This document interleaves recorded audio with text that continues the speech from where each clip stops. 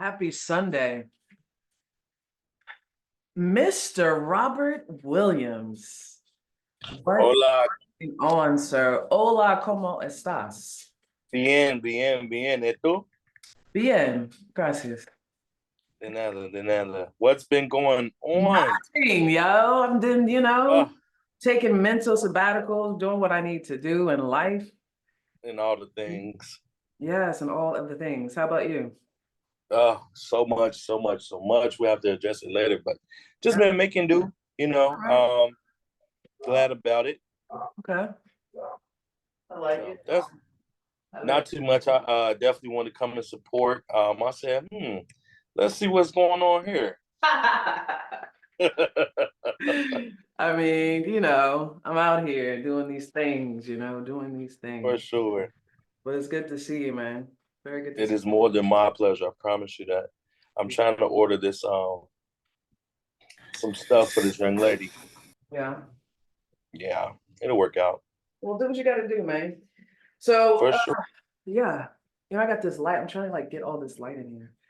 I see. I look so bad. Oh my God, I look so bad. There it is with the California bridge. What is going on, everybody? Miss Nicola, Tony, Tanya, Colleen Lopez, Tiffany, Michelle. More people are connecting. I appreciate you guys being here so much. It has been a very, very, very long time since I've trained, but I'm excited. I hear that a lot of people are going on to YouTube and they're seeing previous YouTubes that I've done. They're like, "Oh, Ty, I went onto YouTube and I saw this, that, and the other, but can you still help me?" And my processes have changed greatly. So I hope to those of you that have been watching and following me that you learned something today that you have not learned before. That is my goal when I do these trainings. So God bless y'all. I'm gonna give y'all about 5 minutes, and then we're gonna get into the thing. Okay. To let you guys know, this is recording. As you guys came in, you heard the little lady saying it's being recorded. It is being recorded. I'm debating if I'm going to put this on YouTube or not. Because I'm not charging, I could put it on YouTube and y'all watch and I get paid. And you don't have to pay nothing, right? So I'm trying to debate on what I'm going to do with that. So get your coffee, get whatever you require, and we're going to get out of here. I like to get in, get out. A lot of people signed up, but again, as people know, things change at the last minute, but we still do what we do. Okay. Can I get you guys in the chat to tell me where you are from, please? State acronym is fine. I will go first, and I will put New Jersey. Awesome. Fantastic. Alicia. Welcome to all of the collective. I appreciate y'all being here. DC, awesome. Originally from Trenton, New Jersey. Nicola, really? We have to link up, madam. Yes, ma'am. Can y'all hear me? Is my voice okay? Is not, everything sounds good? Please put a 1 in the chat if it's okay. I'm loud and clear. Y'all know I have to have music in the background. If y'all don't know, I'll give you a preface once we start. Originally from Patterson. My best friend is from Patterson. Now it'd be interesting if y'all went to the same school. Atlanta, yes. Okay, awesome. Okay, so I'm gonna give you guys about 5 minutes as people tend to come in. I know I've been told, apparently there was somebody else doing the same thing, doing apostilles today as well. So I hope that they're doing well with their training as well. So I'm gonna give you guys a couple of more minutes, 5 minutes, 12:05. I am called Miss Promptness, so I will be back at 12:05 and we will rock out, okay? And we'll go from there. Those of you that are joining, please put what state you are from. You never know who you may meet in the group here that potentially could help you down in the future. So put your states in the chat so we know where you are coming from. I would greatly appreciate it. All right, 5 minutes. I shall return. So excited. This is so awesome.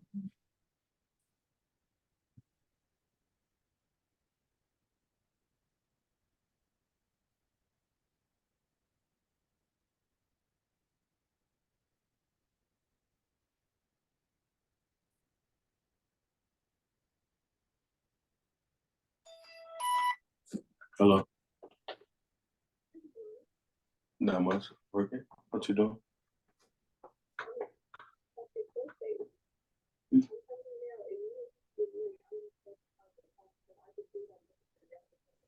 Who said that? Who said that? Tell Travis I'm gonna send him an invitation to the wedding. I have relaxing on that. He know what he know. My time. Tell him I'm gonna send it. Tell him I'm gonna send him a fuck. No. Tell him I'm gonna send him an invitation. Stop talking. Ah. All right. We have 4 more minutes, but I'm just back because I'm antsy. Mercedes, New Jersey. All of these people from New Jersey. Oh, I love it. that's what's up. Definitely have to do something in New Jersey. I want the first one. Rob, I'm about to put you on mute, homie. My apologies. Not sure how I got there. Thank you so much. You are welcome. Okay, it is 12:02. I am trying to give people 3 more minutes to come into the room because I do not like to backtrack. I like to just jump in and get it popping. Arizona, yes. I have this ring light right here, right? That I don't want to have like in the situation, but I don't know how to move it. So anyway, I'm gonna give you guys a little preface of me while we're waiting for people to come in. I am a notary as of May of 2020. I became a notary. Maddie Wilkerson, OMG. What is going on, yo? I have to tell you, sidetrack real quickly. I appreciate you, Maddie. Every single time you send me those DMs, the affirmations, the uplifting, you don't know what it does for me. So I want to say I honor you and thank you so much. So much. Tanya, my favorite. I love you so much. Courtney, Veronica, Miss Renee, Jamila. Okay, so back on task or back on task. So I became a notary in May of 2020, saw a commercial that said I could be a loan signing agent and I could make $10,000 to $20,000 to $30,000. At the time, obviously you guys know it was COVID, so things were popping and it was busy. I was making good money, right? And then as you know, things turned the corner and things began to get slower. I took an apostille class, Lord forgive me. It wasn't really good, but it opened up my eyes to say, oh, snap, this is a unique type of niche that I want to get involved in and I want to teach myself. So 3 years, 4 years later, I've been doing apostilles and general notary work for 4 years. I was in corporate America, so I was a product manager. So I dealt with a lot of things, bringing things to the market, marketing, development, a lot of stuff like that. Then I said, you know what? I want to do this entrepreneurship thing for myself and I don't want to work for anybody. That turned into something. And then I had some mental breakdowns and I decided, I was like, you know what? I'm not ready to really have a business. So I'm treating it as a side hustle. So I ended up getting a job for an architecture firm. So now I work for an architecture firm Monday through Friday. I still have my side business that I'm trying to actually expand and take over the world like Pinky and the Brain. And I have my community called Just Tie the Collective, who are ride or dies and have allowed me to go on my mental sabbatical. They have been so supportive. So I'm so grateful for these women and men that have been a part of my collective and have allowed me to evolve and grow and mature between and all you guys. So for that, that's pretty much my story. I mean, I'm a PK, a preacher's kid.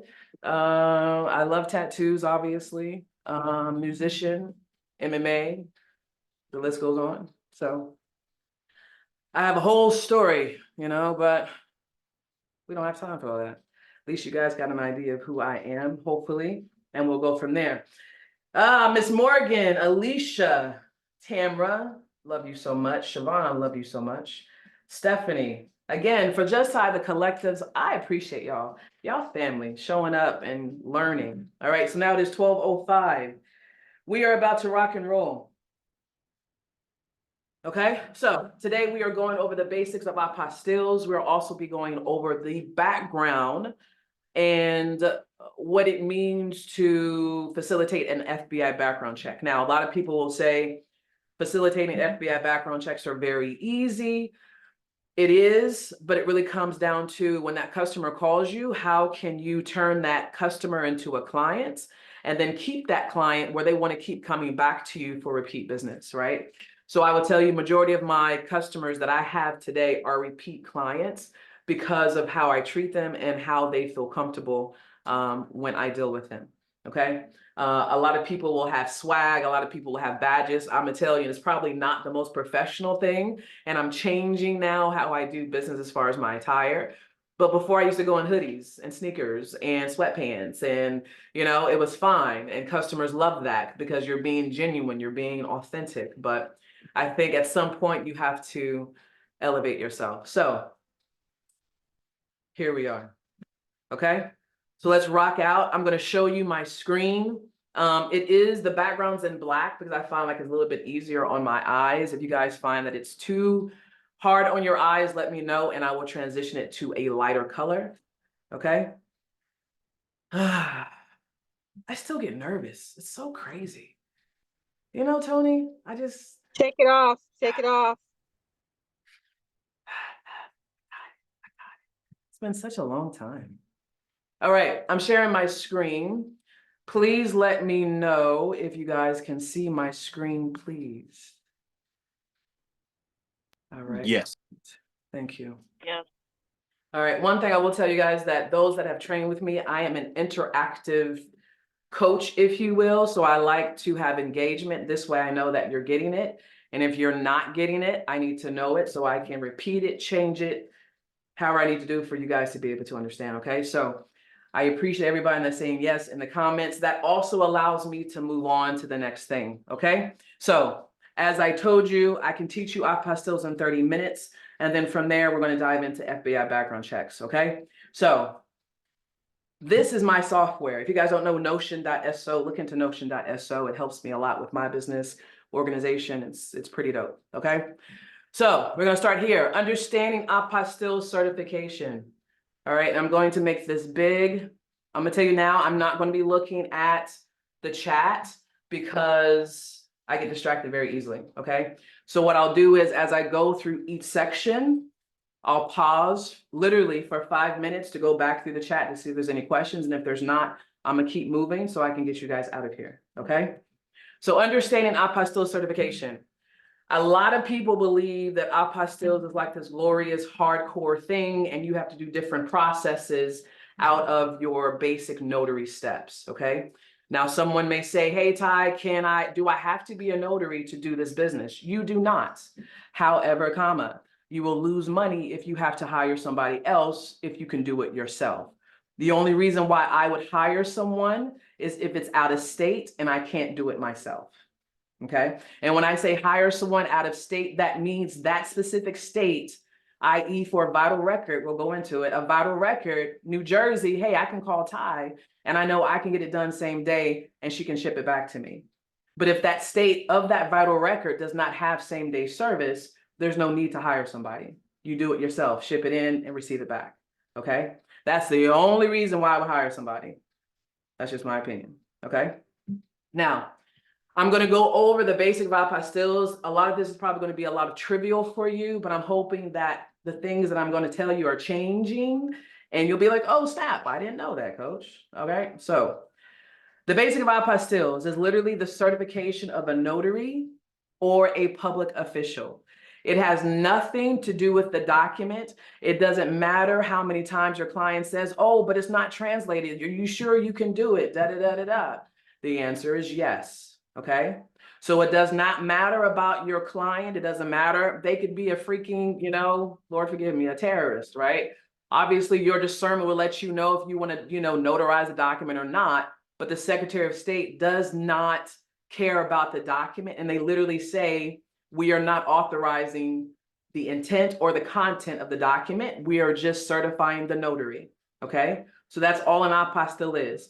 Certification of the notary or the public official, all right? Every single apostille certificate has what I call title blocks, 10 title blocks, okay? It doesn't matter if it's coming from Washington, Virginia, New Jersey, Texas, Pennsylvania, Michigan, it doesn't matter. There's 10 elements. The only difference is how the apostille certificate looks and how it's attached to a document, okay? So first thing is, the basic of apostilles is certification of the notary or public official. That is the premise of an apostille certificate, period, point blank, okay? Followed by what is Hague versus non-Hague. Now, I'm going to explain apostilles in a way that I do things backwards. So I like to give scenarios and then I will give you the foundation. So if a customer comes to you and they say, hey, Ty, I have a birth certificate from the state of New Jersey. Can you help me? And oh, by the way, I'm going to Italy because I am trying to obtain a dual citizenship within Italy. Those conversations will go just like that. And then you will pause and you'll be like, oh, snap, I don't know what I need to do. Okay. So there's countries called Hague and there's countries called non-Hague. Hague basically means that the steps that you're going to take to obtain an apostille is shorter versus a non-Hague country. You have multiple steps that you have to do. Okay.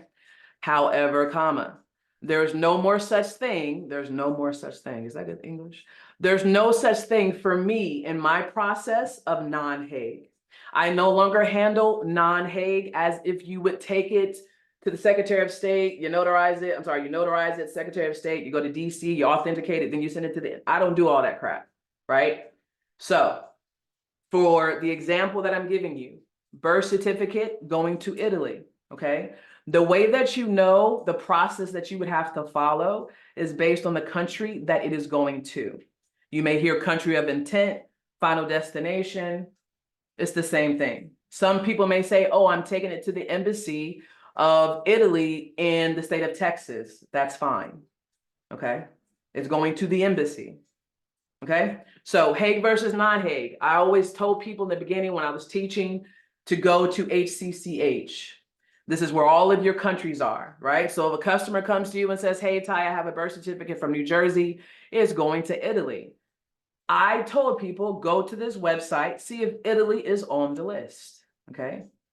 If Italy is on the list, the only thing that you have to do is take it to the Secretary of State, they apostille it, give it back to your customer, done. A lot of people will say, Ty, is it really that easy? Yes, okay? So I'm going to say it again. A vital record, okay? Any vital record, I'm gonna say it again. Any vital record in this order of life, birth, marriage, divorce, death. If it is a country that is a Hague country, the only thing you have to do is send it back to the state in which it originated from. So any vital record that you receive goes back to the state that it originated from, and then they will apostille the document. Now, I'll pause on Hague and non-Hague real quickly because I want you to discern something, which is if a customer says, hey, it's going to Turkey, it's going to Greece, it's going to Morocco, it's going to India. I don't want that to throw you off and you're like, oh my God, I don't know what I'm supposed to be doing. 98% of the calls that you receive for apostilles will be for countries that are Hague. Okay, so again, Hague versus non-Hague is basically the country that is determining how you dictate the process when you obtain a vital record or even just a document, okay? Does that make sense? Put a 1 in the chat if it makes sense, 2 if it does not make sense. And I'm gonna do that periodically, so I know we're all on the same page. Okay, perfect. Now I put this little thing in here and this is real quickly to the collective. These pages that I'm showing to you guys, I'm giving this to you, okay? So you'll be able to have this. You'll be able to go in, look at all the little drop downs, look at all the pictures, okay? So for the paid community, you guys will get this, all right? So now we've determined the process. The first thing that you need to know is what country it is going to, okay?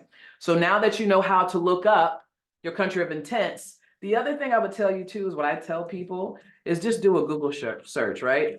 Is Turkey a part of the Hague, right? Turkey and the United States have been blah, blah, blah, right? So they're part of the Hague Convention. Google it, okay? That's what I do. And if you don't know the answer, call me or get into the community and I'll help you, okay? Now, what is an apostille? So I talked to you about, how can I put it? I talked to you about the basics, right? What it should look like, the elements on that document. How do you know when an apostille will be required? Okay. So the next one is, what is an apostille? Okay. I told you the apostille serves as the certification to the notary or public official. The document is literally a letter-sized document that is attached to your client's document. Okay. And is only presented for international use. If a customer comes to you and says, hey, Ty, my vital record, I'm going to be using it in Texas, you're going to say, sir, you don't need an apostille. You probably need to go back and ask whoever asked you to do it why you need it. Okay. So you never do apostilles for in-country. It's always overseas, okay? Now, the apostille, and I'm gonna pause here for a second. Apostilles are only usually requested for various reasons, okay? And I'm kind of skipping ahead. Somebody may come to you and say, hey, Ty, I'm trying to do a dual citizenship, or I'm trying to get married, or I'm trying to go to school in Italy, or I'm trying to open up a business in India, okay? There could be multiple reasons why somebody would come to you for an apostille, okay? Now, I'm gonna skip down to why are they requesting. I had a lady that had a father that passed away, and she had to come from Maryland to come to New Jersey to handle all of the surrogates documentation. But guess what? The notary had passed away. The person that was his heir had passed away. So the question was, how can you apostille something if the person that needs to be apostilled that signed the document is no longer present and the notary has passed away? How are you going to handle that, right? So a lot of people will say apostilles is difficult. It's really not difficult, but it's understanding why you need one, right? And knowing who you need to go to facilitate that apostille. All right, so I'm going to go back up. Ways to attach an apostille. I always get a lot of questions in regards to how are apostilles attached. In the state of New Jersey, they're very cheap. They staple the apostille to your document. A lot of people don't understand that some states don't even have the ability for you to validate that a certificate was issued, okay? In the state of New Jersey, we have the ability to take the certificate number, pop it into their search engine, and it'll show that an apostille was created. However, there's other people that you can't. So now what's happening is fraud. So people are now able to take these staples off of the document, put it into a PDF editor, and you can edit any single thing on this document, okay? Anything. So I'm gonna keep going down. These are staples. I'm just giving you guys examples of how apostilles are attached, okay? This is me, this is New Jersey, okay? Staples. Virginia, staples, but at least they have a cool gold seal here, right? I'm gonna keep going. A grommet, okay? A grommet is typically this little hole right here. That's a grommet. It's another form of attaching. These are all the apostilles I've done, for the record. This is FBI background check. We'll be talking about this. This is what this looks like, okay? And this is Massachusetts. Theirs is cool. They have a blue ribbon with the whole situation. Theirs is fire. I think the best one in my humble opinion. Okay? So I'm gonna close this real quickly. So these are different ways that you can attach an apostille, okay? Now, I think we've talked about who does an apostille apply to. That could be anyone, right? And when I say anyone, it doesn't necessarily have to mean that somebody internationally is coming over here saying, hey, I'm trying to do something back over here. It's typically the residents of the United States that have people internationally that they're either trying to work with, or they're trying to buy land, or they're trying to get their son or daughter to go to school, or they have an attorney in that country that they're trying to buy property.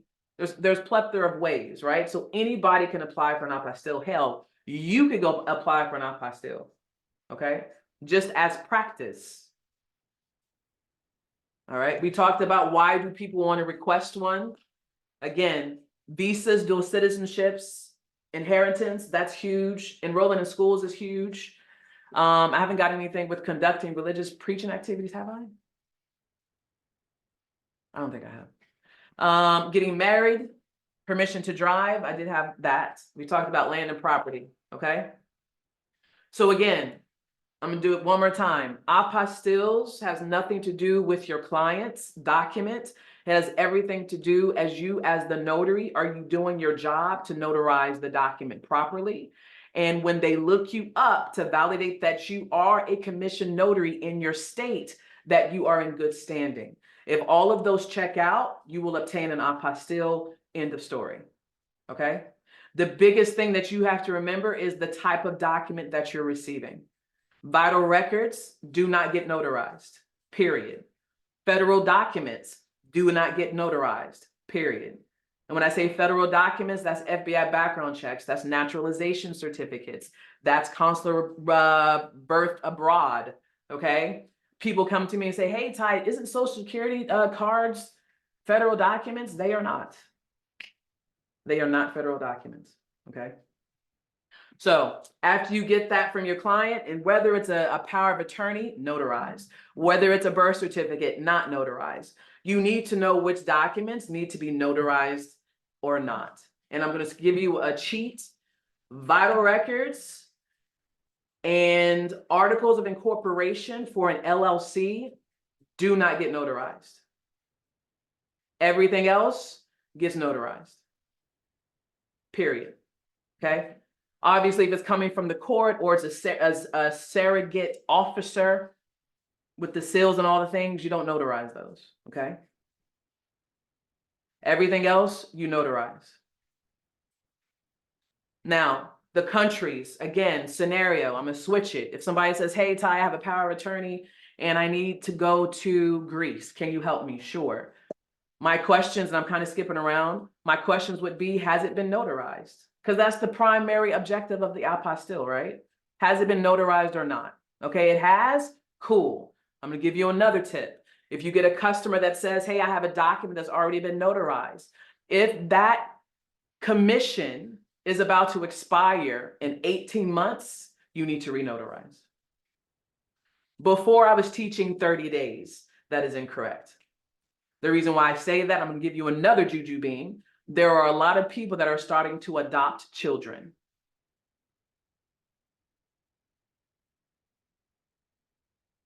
A lot of people are starting to adopt children.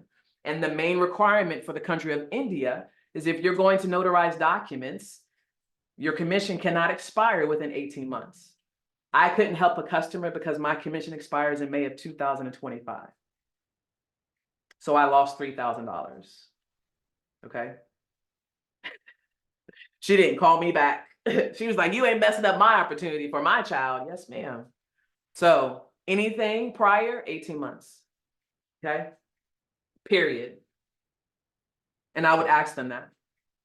Now, a lot of people say, send me your documents and all the things. I don't do any of that. I set up the appointment and, go from there. Okay. Is this making sense so far? Yes, 18 months, Tiffany, I know. Is this making sense so far? Put a 2 in the chat, please. Perfection, perfection, perfection. Okay, I started at 12:08. It is now 12:25. That means I've gone 23 minutes, I think. Perfection, thank you. Okay, the process. Now we're gonna get into the process. I basically just taught you apostilles. Okay, I basically taught you in 23 minutes. Now we're gonna get into the process, okay? The process of apostilles, and then we're gonna dive into FBI background checks, okay? Now, is that for adoption only? Jamila, no. It's for adoption only, but I would use it for everything. Because the countries are getting more strict as far as how they're accepting how documents are notarized and whatnot. So I would do it for all of them.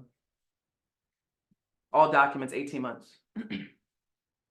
If some people say, no, it's okay, then you need to get a written statement saying that that document gets rejected because your notary stamp is less than 18 months, you're going to get charged again. So there has to be a disclaimer for that. Portia, I haven't forgot about you. We're going to link up. Okay, the process. Okay, the process is, how does someone find you?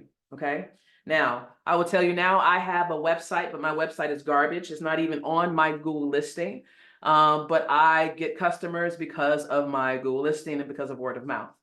So the process is, the first thing is how did they find you? Was it your Google listing? Did they direct message you through your Google listing? And if you don't know what that is, then you need to talk to me, because that's not good. Your SMS and your texts and all the things should be turned on your Google listing. Texting, they could have found your number off of Google. Instead of DMing you, they will text you. I promise you. And say, hey, I found your Google listing. I heard you do blah, blah, blah. Sure, who are you? Right, there's a whole thing. Email, okay? They can find your email you. I really deal with email. WhatsApp, okay? I'm gonna click into these links real quickly. WhatsApp, if you do not have WhatsApp, get it, okay? So your Google listing, I'm gonna go here. This is my Google listing, okay? I'm IHT Mobile Notary and Apostille Services, okay? This is me. As you can see, I don't have a website up here, nothing. WhatsApp. If you don't have WhatsApp, get WhatsApp, okay? It is free. And most of your customers will want that, okay? Now, the questions. I can't tell you enough how many times people come to me and say, hey, Ty, you know, I got this apostille, and they're asking all these questions that I really don't know how to reply to them. So I'm going to give you some standard questions that I've been getting over the 4 years, okay? Hi, yes, you do what? You fill in the blank. I do notary and apostille. Next question is, what is your price? Well, what document do you have? These are my responses. What is your TAT? TAT is turnaround time, right? Well, how fast do you need it? Do you not need it fast? You can wait? And then the famous question that I always get is, can you lower your price? Okay. I get that question a lot. Now, when these questions come in, the main thing that you have to remember, and the main thing I'm always going to tell you, is have your bottom line price. If you don't have your bottom line price and you have to tell your customer that you have to call them back, they're not going to call you back. Okay. And they're not going to answer when you call them back. So it's going to be important when you have the questions that you already have the answers. So again, some tips off jump. A customer will call you and say, hey, Ty, I got these documents and it's going to Italy. How much is it going to cost me? And yeah, and I really need this fast. So the answers in your head that you need to be thinking about is, okay, he told me it's going out of country. He has a couple of documents and he needs it yesterday. Okay, cool. My follow-up questions are going to be, what type of document is it? How many documents is it? And where is it going, right? He says, I have 2 power of attorneys and it's going to Morocco and they haven't been notarized. Okay, cool. He then proceeds to say, okay, so how much are we talking? Well, it depends on what you're looking for, right? If you can wait 3 weeks, I'm just going to put up some arbitrary numbers. It's $85. But if you want it tomorrow, it's $195, right? So you need to have the numbers in your head based on how many documents that your customer does. Now, back in the day, I used to teach, do 150, and then your second, third document, you do 75. I don't do that anymore. I give you one price, you take it, you leave it. If you have more than one, I drop the price down where that price is just an even price across the board, okay? This way, I'm not confusing myself about, oh, there's 4, let me charge this. There's 6, let me charge that. No. If you want it in 24 hours, this is my price. If you have more than one document, I drop the price down, but that's that. So if it's $125, that's the price for every single document, okay? Period. Your turnaround times. You must know your turnaround times for your state. And when I say that, that means, again, knowing these answers when your customer calls you. Does Texas have same-day service? Does Washington have same-day service? Does New Jersey have same-day service? Okay. Does Virginia have same-day service, or you can only mail in your documents to them, right? So you need to know those time frames so you can price accordingly. Just because Blow Joe down the street is charging $150 doesn't mean you charge $150, right? So you have to understand the ask of your customer. If you don't know the ask, you can't answer. I know that sounds kind of, adolescent a little bit, but that's really what it is. All customers want is for you to answer their question and give them a price that they're okay with paying, knowing what you just told them, and they can trust you. It's all about trust, okay? Your replies, I've kind of already gone into this, okay? Who am I speaking to? Followed by, yes, I provide. What services do you need? I can't tell you enough. Customers just want to talk. Some customers that I'm gonna give you another tip. If you do content and you're a content creator, Ukraine, the Republic of Georgia, and Germany are huge right now for apostilles. Massive, okay? So if you want to draw in those types of customers, start creating content around those different countries, okay? They tell you your story. You have to make sure that and I have to use this word again, business acumen, right? And business acumen is, when I first started, I didn't know what the hell I was talking about, but I could talk a good game, so I could, close the call. So it's important that you may get scared, you may get nervous, but the customer don't know that you don't know. All they know is you're hesitating, which now makes them question that you don't know what you're talking about, okay? I talked about turnaround time. That's based on your time. Now, because you are an entrepreneur, and no shade on loan signing, I still feel like you work for somebody when you're doing loan signing. Where apostilles, you're working for yourself. So a customer be like, oh, I can do 2:30. Well, let me look at my calendar. Can I do 2:30? No, I cannot. I can do 3. Okay, that works for me, right? So know your time, have your schedules. We talked about the SOS hours of operations. That's awesome. And then obviously you want to be reciprocal for your client and understanding their time as well. So that's huge as well, okay? This call out box here, I call it your price is your price, okay? Again, just because somebody else charges $1,800 doesn't mean that you're supposed to charge $1,800, okay? I'm gonna pause there. Is this making sense? Put now a 3 in the chat.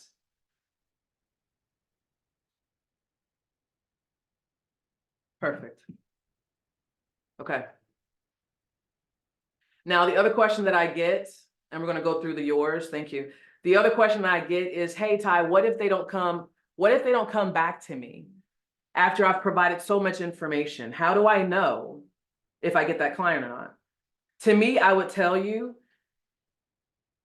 not all customers are your customer, right? Just because they come to you and it sounds really good and you could potentially make money, it doesn't necessarily mean that that customer is for you, okay? So I'm going to drop down here. I'm going to tell you not yours. And when I say not yours, it's not your issue. They're typically price shopping, okay? You didn't sound confident. They don't trust what you say, or it could have been simply a competitor. And I can't tell you how many times a competitor calls me just to get information on how I do my processes. It's going to happen. It is what it is, okay? Cool. So that's the end of that. Do we have any questions? I'm going to go into the FBI background check. Questions? I have a question, Ty. Jamila, what's Can you up? hear me? Yeah. Hey, so getting back to, so my commission expires this in August. So right now, if I get any calls for apostille, I only can do vital records. Yes. Okay. Correct. All right. That was it. Okay. But this is my thing too, Jamila. I wouldn't stifle you not making money just because your commission is 18 months less. That doesn't, and let me backtrack. I'm kind of glad you asked this question. I don't want you guys to think that you can't process apostilles if your commission expires in 18 months, right? I'm just letting you know to be more cognizant. Depending on the country, they may require a longer time of your commission to be held before it expires, okay? So you can still do them, but just be cognizant of that, okay? Any other questions? I must be answering y'all questions, y'all. I love it. I love it. I love it. All right. We have a chat question. Can you show the yours? Yes. And I know y'all probably taking screenshots and stuff. That's okay. I don't mind. But the real is going to the collective because I'm going to put more stuff in here. Not yours. There you go.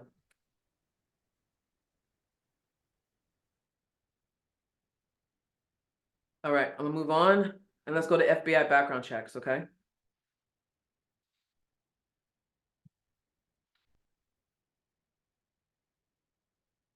All right. So FBI background checks. The reason why I went through the basic of apostilles first is because I want you guys to get the understanding of what the basics is to process an apostille, okay? The basics of apostilles does not change when you process an FBI background check. It's just, you have no control of the turnaround time, okay? So that's the first thing I'm going to state to you. FBI background checks are huge, massive, okay? However, FBI background checks are determined by when they are mailed in and received. So the way that the federal government works for FBI background checks is nothing is processed when you ship. Everything starts when they receive it and they put it into the system, okay? So what does that mean? Typically, FBI background checks, when COVID hit, was taking like 18, 24 weeks. They're now turning them around in about 3 weeks. Okay. So if a customer says, hey, I have an FBI background check, when do you think I can get it back? I'm leaving like April 1st. You're probably not going to get it back. Okay. So make sure you understand the timeline of your customer. If a customer says, hey, can we expedite it? The question is no. The federal government will not expedite, nor will they ever, from my understanding, open up DC to have walk-ins. Okay. So now I'm going to give you some pieces. If people tell you that apostilles go to Washington, D.C., that is a lie. All of your federal documents are going to Sterling, Virginia. They are being processed in Sterling, Virginia, and they are being returned to you from Sterling, Virginia. D.C. is no longer a part of the apostille process because they were only in existence for people to walk into the building to get same-day apostilles. Does that make sense?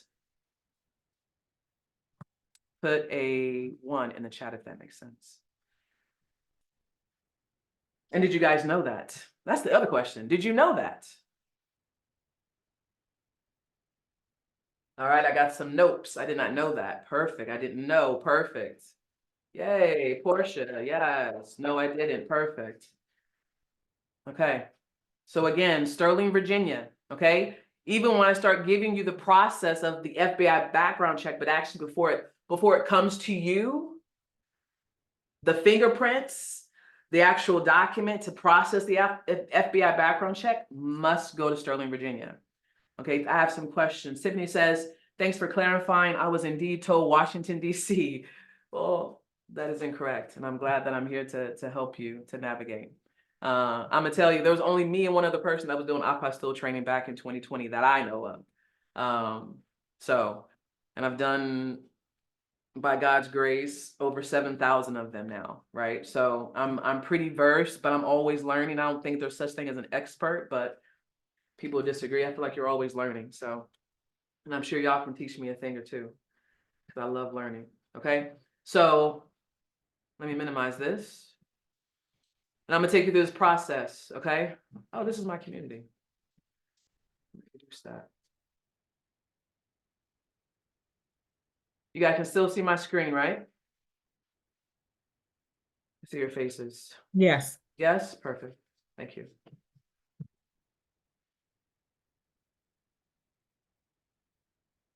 Okay. Understanding FBI background checks. The way that I tried to do this is to give you the preface. And when I say preface, giving you what the customer has to go through before they come to you for you to help them. So I like to give you the background so you can understand what a customer has to go through, why, one of the reasons Can you lower your price? Oh, that price is too much. Before they're even coming to you, they've already spent tens of thousands of dollars doing X, Y, and Z in that embassy, in that country, trying to close and finalize documents. So when they're coming to you, they're already kind of amped up and ready to go because of what they're trying to do in that country. Okay, so you also have to keep that in mind when you're dealing with customers. But again, your price is your dadgum price. All right. What's the intent behind an FBI background check? The main reason people get FBI background checks is for dual citizenship. So I just gave you another tip on content creation. FBI background checks are typically for dual citizenship, okay? But it could also be for visas. It could also be for going to school.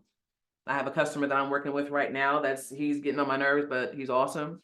He's going to school in where's he going? Morocco. And he needs help, right? So I'm going to read this to you. The identity history summary. And some people may come to you and say, oh, I have a rap summary. You're like, what? Is that an FBI background check? Yes. But most of the times you're FBI background check. Okay. Or you may hear background check. Hey, I have a background check that needs to be apostilled. I'm going to tell you two things. There's an FBI background check and there is a state background check. There is a difference. Okay. If it is a state background check, it goes where? To the state. Okay. And we'll get into that in a second. All right. So this is your identity history summary. It contains the related information relating to your arrest, your federal employment, naturalization, military service. If you're a nerd like me, if you want to go read the Department of Justice, the order that actually goes in depth about this, this is the article itself. Obviously, I've been on the FBI website a lot. This goes into detail about records, how things are written, the actual legislation, et cetera, okay? Again, this is for the collective, so those that are paid members, you'll get all this stuff, all right? So, as I explained to you, before they come to you, before coming to you, what are the reasons why someone would want to get an FBI background check, right? We talked about it. I highlighted it in green. Dual citizenship is pretty much the biggest, right? And then I alluded to, they may also want a state background check. Now, this customer that I'm working with had an FBI background check. The FBI background check he sent in to his company that he's trying to work in which one is this one? I have so many daggum customers. Turkey. And so basically they said, well, this is not going to work because you're trying to get employment in Turkey. So we need a state background check showing that you're not XYZ in the state of New Jersey. So now you have to get two apostilles, okay? Because the FBI background check don't have nothing to do with employment. You can't use it for employment. So if you're going to another country for employment, you need a state background check. And guess what? Those have to be signed. Just gave you another tip, okay? Questions on that with the delineation of FBI background checks and state background checks and why your customer may have to come back to you, which is why I say do a good job the first time because they may have to come back to you and say, hey, I need a state background check. Does that make sense? Please in the chat say yes or no for me. I love y'all so much. Anissa, LaShonda, Mercedes, Joanne, that's my mom's name, Tia. Mary, thank you so much.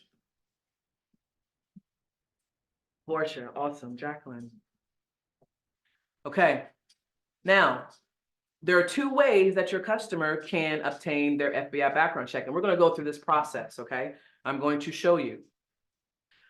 There's two ways. They can mail in their application, excuse me, or they can process their application online, okay? Now, by them processing the application online, it is a faster process. If they choose, and they're old school, I apologize, I'm moving the screen around, y'all. If they're old school and they want to do their things in the mail, it's going to take up to 70+ days to obtain their FBI background check, okay? So let's start with the mail-in application process because some of these pieces within the FBI background check process applies, okay? So for your mail-in application process, this is what it looks like, okay? You would go online, request the applicant information. What does that mean? They're going to download the document and they're going to fill it out and mail it in, okay? Old school. I've never seen someone do it this way, but you never know, okay? The other way, and we're going to go back into it, the other way is doing it online, okay? And I'm going to show you that. Make note of this address. You know what? Here, I'll put it into the chat here. Make note of this address. Take it off, Jamila. Okay? Take note of that address. And the reason why I say this, because like I tell the collective, everything I tell you to do, I try to do it myself to see what the process is. Because if a customer calls me and says, hey, I got an FBI background check, but it's a PDF, can you apostille that? Yes, right? The reason why is because if you do your application online, the FBI will send you your summary via PDF and you download that and you present it to somebody like Nicola and says, hey, Nicola, I need to get an apostille going to Morocco. Can you help me? Okay. Here we go. How to submit a request online. Okay. All of these steps have to happen in order for you to obtain a background check. I will tell you now, do it yourself. Make up a country that you want it to go through the process and have it sent back to you. There is no harm, there is no foul, okay? I tell people the same thing with vital records. Order a vital record, have it apostille, do it yourself so you know the process, okay? Just because I teach it doesn't mean that it's gospel. Well, is it gospel? No, not really. It's my stuff that I've learned and taught myself. However, you should do it yourself so you understand, okay? So let's go through it. You put in your email address. Again, this is all the steps your customer has to go through. You put in your steps. You put in your email address, you click submit, okay? You will then receive this email, okay? This email is basically saying, hey, click here to access, put in this PIN number so you can start the process, okay? So I'm going to click here. You get this message that pops up. Click on continue. You put in your PIN. It logs you in. You get this statement. And now here we go, okay? You accept, I continue. Now, if you remember on that first page, all of those steps, 1 through 6 or 1 through 7, you're now filling out all this information, okay? You're filling out your mailing address, your preferences, right? Fingerprint card. This will be the next step. As you can see, everything is in Virginia because the FBI is in Virginia, right? I think that's right. Okay, and then your payment. Now, your payment for an FBI background check is $18. We're going to get into pricing high level. Is $18 to process to obtain an FBI background check, okay? Now, once you fill in this information, you're going to get another email stating, hey, your document is being processed and you will receive that document either by mail or you will receive it by PDF via email, okay? Now, you cannot obtain your FBI background check without obtaining fingerprints of yourself or of the client, okay? They must obtain fingerprints in order to do the FBI background check, okay? And the fingerprint form that you need to use is the FD258 card, okay? I know on the FBI website, they have like 1136 or 1168 or something, I don't know. This is the card, okay? So I'm gonna pause there for a second. If you are a fingerprint technician, you are a notary, and you also are an apostille agent, you have now just cashed in 3 times on that client. Put in the chat if that makes sense. Please put a 1 in the chat if that makes sense. And did you know that? Yes or no?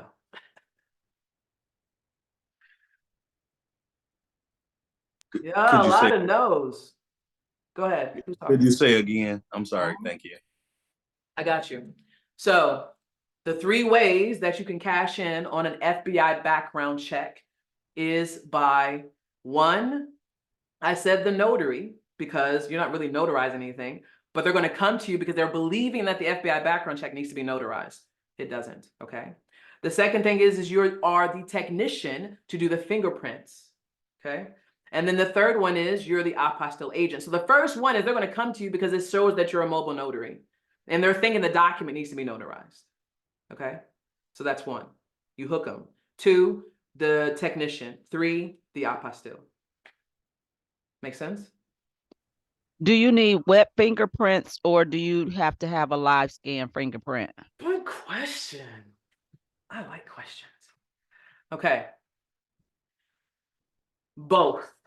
So when I say both, and we're going to jump ahead a little bit because I love the question, Joanne.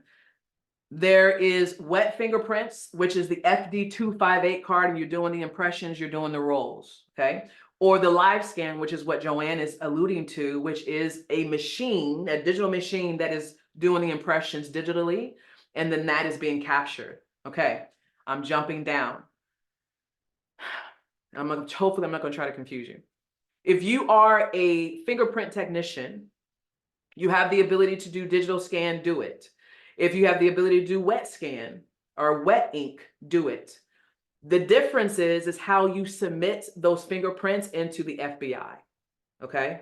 So if you do a scan and you go online and you fill out the document, you pay online, you print out that order form, you take it with your scan, and you can submit it in at the same time, and you should get it back in 3 weeks. If you go online, again, do the order form, pay the $18, print it out. Now you have your wet ink, you submit it in, you'll get it back in 3 weeks, okay? So whether it's wet or ink, as long as you do the process to request for an FBI background check online, you still have to submit it in via mail and you'll get it back in 3 weeks. The difference between a regular fingerprint technician and an FBI approved channeler is they have, how can I put this? They got the one up. So if you're an approved FBI approved channeler and you do digital scans, which is only that way, you'll get it back in 24 hours. But you have to be an approved FBI channeler, which means the FBI order form and your fingerprints are being put to the head of the game because they've paid a certain amount to the government to push their clients' applications in faster. So I'm gonna say it again because I just said it a lot. FBI background checks, you cannot get one without a fingerprint card or a digital scan of your fingerprints because that's what's being submitted to order or produce the summary of your FBI background check. Whether you use wet ink, which is the ink on the FD 258 card, or if you do the digital scan, as long as you go online and apply for the FBI background check, you'll be able to submit it in the same way, whether it's digital or wet, and you'll get it back in 3 weeks. The only difference is if you want to find an FBI background check channeler, then you're going to pay extra money because they're paying extra money to the government to supersede your request before everybody else, okay? So typically FBI approved channelers, they're in the upwards of $275 a pop, okay?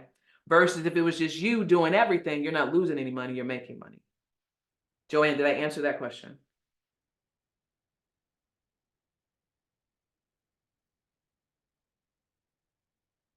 Is Joanne still there? Did I answer the question or no? And can you guys still hear me? Yes? Jamila says FB. No, FD. It's FD. F as in Frank, D as in dog, 258. Yes, you answered the question. Thank you, Joanne.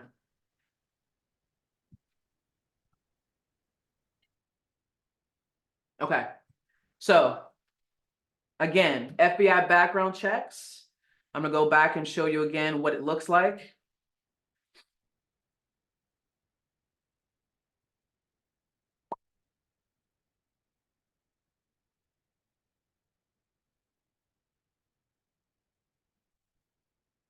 Okay, this is an FBI background check. I'm going to scroll in. And if you remember, in the beginning of the session, I said there's 10 element blocks, right? They're all the same. It doesn't matter if it's a federal apostille or if it's a state apostille, you have these 10 blocks, okay? They're all the same. because per Hague Convention and guidelines, it is required for these 10 elements to be on the document, okay? And at the end of the day, unless it's somebody acting in this person's capacity, it's always going to be this cat, it's always going to be this, and it's always going to be this for lines 2, 3, and 4. All of this is always going to be the same unless this person is not there and somebody else is acting. Same thing for this, okay?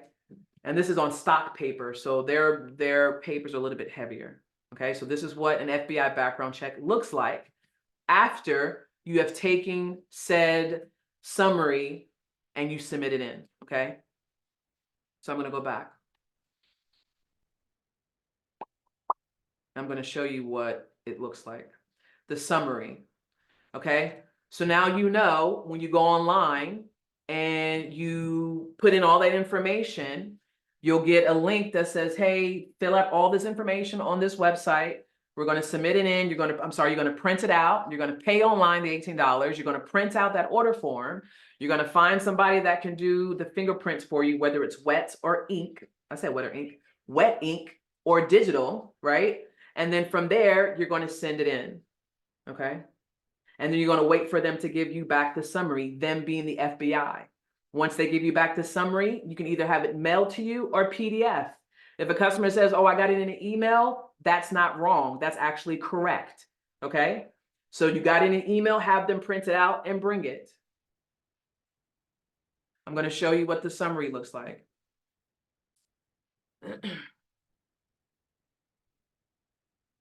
Yes, Jamila, you can have someone else do your fingerprints. I would recommend it, to be honest with you. Because I used to do fingerprinting and I suck at it. I never got a rejection or anything, but then I got like the EBGBs. I'm like, do I really want to touch people's hands? And then do I want to put on gloves and my hands get sweaty? Like I couldn't do it no more. So those that can do it, I applaud you because it is a lucrative business, to be honest with you.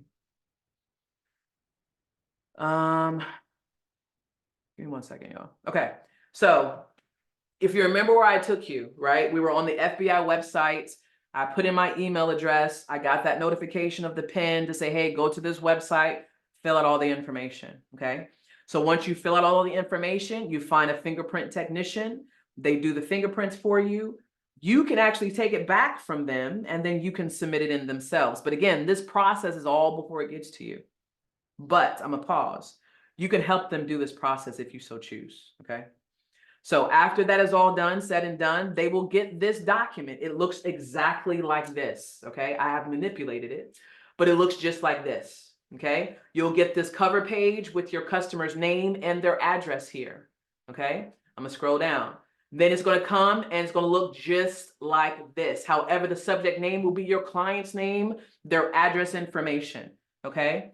This date will be the date that the search was completed, okay? Followed by whatever unique number that's here. Now, if you remember what I said, the FBI background check is based on fingerprints.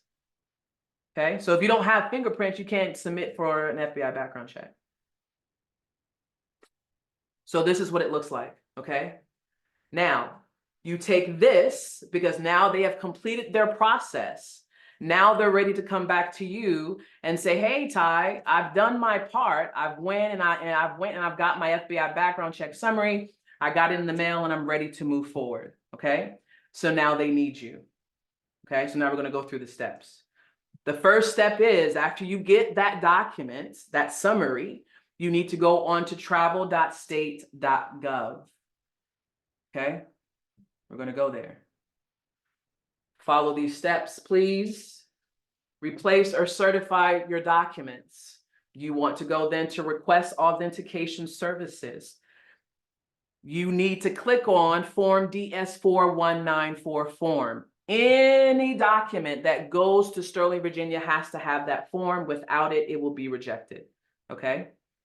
With the DS-4194 form, you will need a money order of $20. Can't be $20.01, can't be $19.99. It will be rejected, okay? And the only thing that I would put it on would be a money order. I typically go to the U.S. Postal Service, pay $2.40 to get my $20 money order, okay? Let's go in here. Are you guys following? I'm going to keep checking on y'all because we're at 1 o'clock. We have, I said 2:30, but I don't think we have to go that far. In the chat, is it making sense so far what I am saying? Put a 4 this time. Put a 4. Yes. Let's go.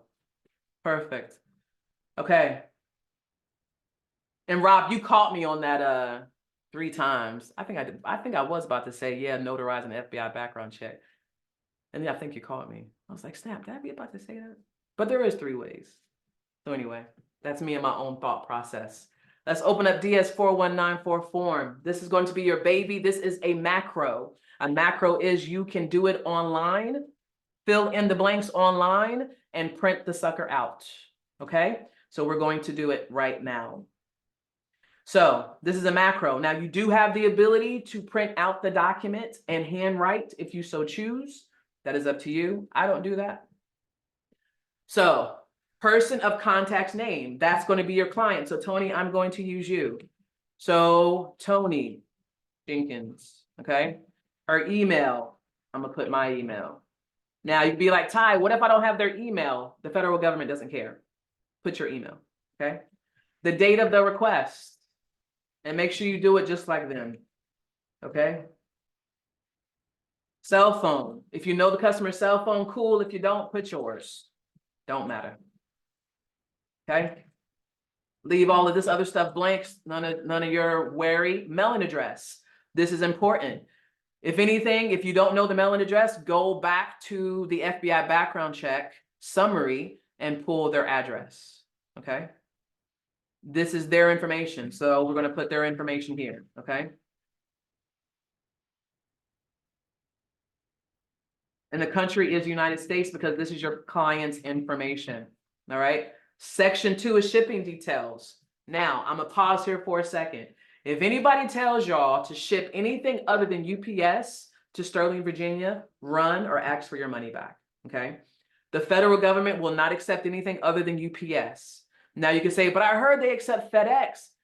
Yeah, they'll accept FedEx, but they're not going to ship FedEx back to you because they get charged a fee. So therefore, they're going to ship it back to you regular postal mail, and then you're really screwed. Okay. So to play it safe, ship UPS there, ship UPS back. And I'll get into that in a second. Okay. DS4194 form. Delivery method, self-addressed, stamped envelope, UPS, DHL, other. We're doing UPS, okay? This tracking number is for the return tracking number. Why? Because if you were to call in and say, hey, I want to get information on my document, they're going to look it up by the tracking number, okay? So make sure once you go to the UPS store that you're putting in the return tracking number of that document coming back to you, okay? Now, what you can't put, obviously, you can't put the tracking number in there. Sorry, I got a touch screen, y'all. You can't put the tracking number in there now because you haven't shipped it. So you have to print it out and then hand write that in. So remember that, okay? Are you submitting or retrieving this request on behalf of another individual? The answer would be yes. And I'm going to put my name here, okay? I'm going to put the whole thing. Okay? That's it. So again, section 1 is your client. Go pull that information from the FBI summary. Mailing address, pull it from the FBI summary. Delivery method should always be UPS.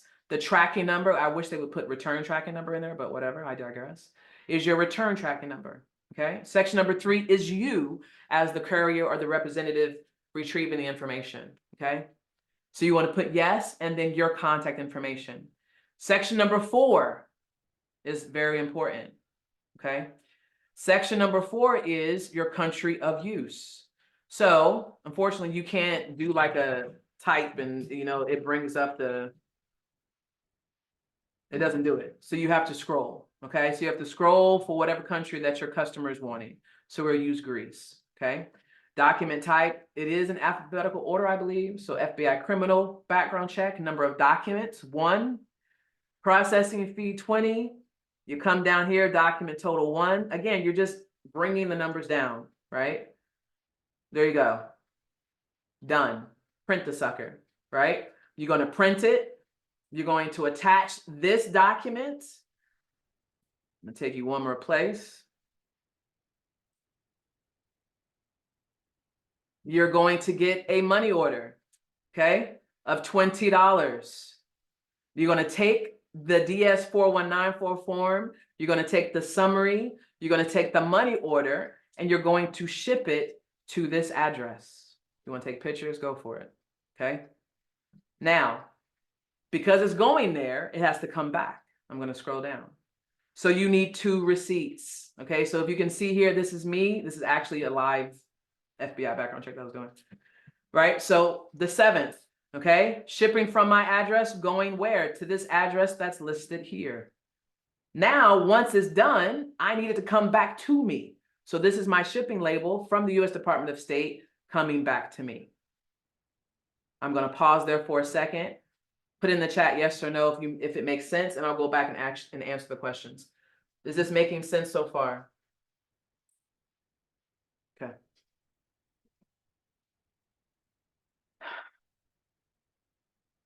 Now I'm gonna take a break for a second. All right, I'm gonna go Hi, here. I have a quick Yes. question. Yes, I'm ready. Can I put down like a PO box that doesn't have to be like an actual physical address for the return? I wouldn't use a PO box, but I can't really answer that question because I've never done it. The only thing that I would suggest is call DC. I say DC. Call Sterling, Virginia, and see what they say. Because I don't want to tell you wrong. Because I've never done a PO box. All right, thank you. You're welcome. Okay. But now, LaShawn, I think it was LaShawn, that now I'm gonna have to research myself. I'm gonna have to do an Instagram post or something about it. So they must fingerprint before applying, yes. So you cannot obtain an FBI summary without fingerprints. Portia, question, you mentioned that clients need to print the document from the email then bring to you. Can they just forward the email to you, the notary, to print? Okay, so listen, you are going back kind of to what Rob was asking me. So here's kind of 3 ways, another way that you can make money. Charge a print fee. So the answer is yes. If they trust you and they want to forward the document to you, majority of the times, I'm gonna tell you they typically do, you can print it yourself, okay?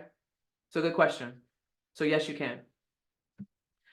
Natalie says, shouldn't the name be last then first, or is it okay to put first then last? Yeah, so good question and good catch. So they want you to put last and then first, but say for instance, it was Tony Jenkins and Ty Brown. Well, let's have the same name. Tony Jenkins and Ty, and we're sisters, right? Tony Jenkins and Ty Jenkins. See if you guys follow me.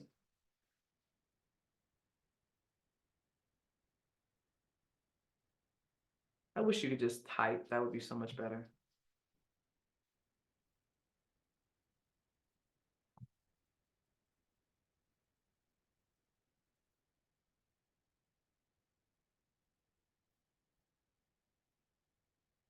Okay. So the answer to your question, yes and no. It doesn't really matter. As long as the name is there, yes, that's the way that this document is formed. But if you have a husband and wife, a child and daughter, a son and whatever, they all have the same last name and it's all going to the same country, it's okay. Did they answer that question? Awesome sauce. Okay. Let me go back up. Any other questions? A nice catch, Natalie. Okay. Quick question. Up to Please. how many people can you put on that document? Ooh, good question. My thing is the most I've ever done is 2. But if you have a whole family and they all have the same last name, if you can fit them there, do it. But then just make sure that your section 4, accommodates the names that are in section 1. But personally, I would only do 2.